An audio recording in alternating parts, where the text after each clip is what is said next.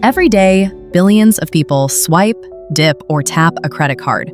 But where did these little rectangles come from? And why did that tiny chip change everything? Credit cards started in the 1950s with companies like Diners Club and American Express.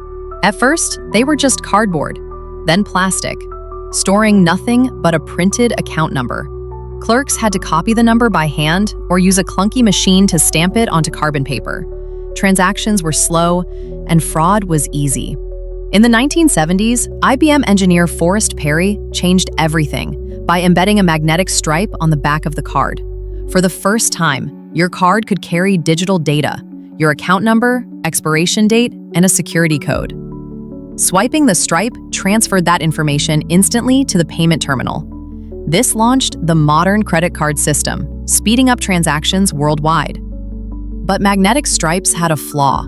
They stored static data. Every swipe sent the exact same information. Criminals figured out how to skim and copy that data, creating cloned cards. As global fraud skyrocketed, the system needed a new layer of security. Enter EMV, Europay, MasterCard, Visa, the chip card. Inside is a tiny microprocessor. Unlike a magnetic stripe, it doesn't just hand over your account data. Instead, each time you dip your card, it generates a unique one-time code. Even if someone intercepted that code, they couldn't reuse it. It was a major leap in security engineering. When you insert your card, the chip and payment terminal talk. They authenticate each other, encrypt the transaction, and verify with your bank before approving. It's no longer just a copy of your data. It's a real-time security handshake. And now, contactless payments take it even further. Using near-field communication, or NFC, your card or phone can send that same secure one-time code wirelessly without ever leaving your hand. It's the same principle as the chip, but faster.